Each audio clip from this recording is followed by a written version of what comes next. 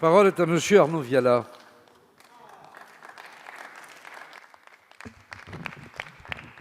Merci Monsieur le Président. Monsieur le Premier ministre, dès son premier jour, la crise sanitaire a engendré des perturbations considérables des services postaux de notre pays, jusqu'à susciter un fort mécontentement des Français quant à la distribution du courrier, des colis, de la presse.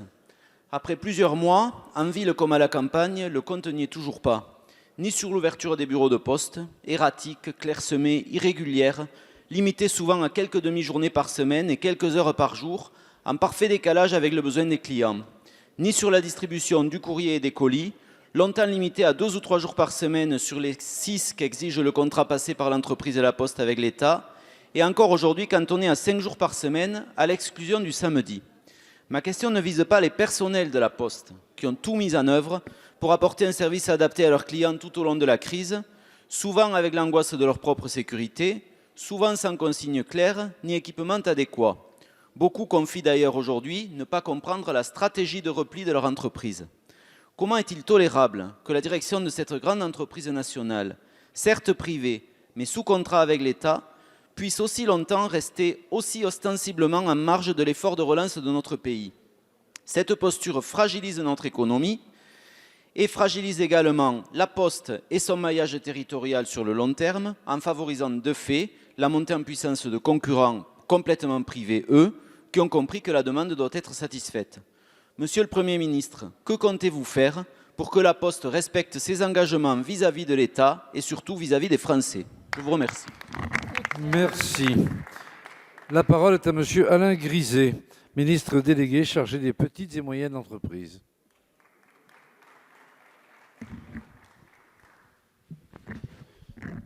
Monsieur le Président, Mesdames, Messieurs les députés, Monsieur le député Viala, la crise sanitaire a fortement touché les services postaux au même titre que toutes les activités économiques et les services publics. Nous avons été très attentifs à ce que la Poste continue à assurer, dans les meilleures conditions, les services essentiels à la vie quotidienne de nos concitoyens, tout en protégeant la santé de ses salariés et de ses usagers.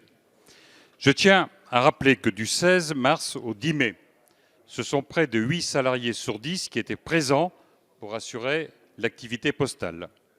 À ce titre, permettez-moi de saluer l'engagement et la mobilisation de l'ensemble des personnels de la Poste qui ont été en première ligne de cette crise sanitaire. Depuis le 11 mai, la presque totalité des bureaux de poste a progressivement rouvert avec des horaires adaptés. La distribution quotidienne de la presse, des colis, des lettres a retrouvé un rythme normal et le groupe La Poste a même mis en place durant le mois de juillet des points de service saisonniers pour assurer une plus grande couverture territoriale. Vous avez, monsieur le député, vous-même été présent à la réunion d'implantation d'un point saisonnier dans la commune de Couvert-Thoirade. Nous avons la volonté de faire que la Poste puisse continuer d'assurer un service de proximité au quotidien, même en temps de crise. Sachez que nous continuons de surveiller de très près les mesures prises en œuvre par la Poste pour assurer un service postal complet afin d'accompagner dans les meilleures conditions la reprise de l'activité de notre pays.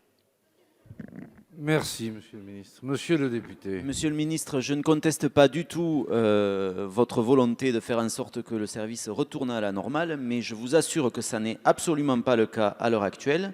J'ai eu l'occasion de m'en plaindre auprès de monsieur le président directeur général de la Poste par écrit dans l'été, auprès de ses responsables régionaux et locaux que j'ai rencontrés cette semaine et qui conviennent du fait qu'ils ne sont pas revenus à la normale. Et deuxièmement, il y a un gros problème d'information des élus et également des clients de la Poste, puisqu'il s'agit de clients dorénavant, qui n'ont jamais eu aucune communication directe sur les évolutions du service. Merci, et en l'espèce, ça remontait en puissance.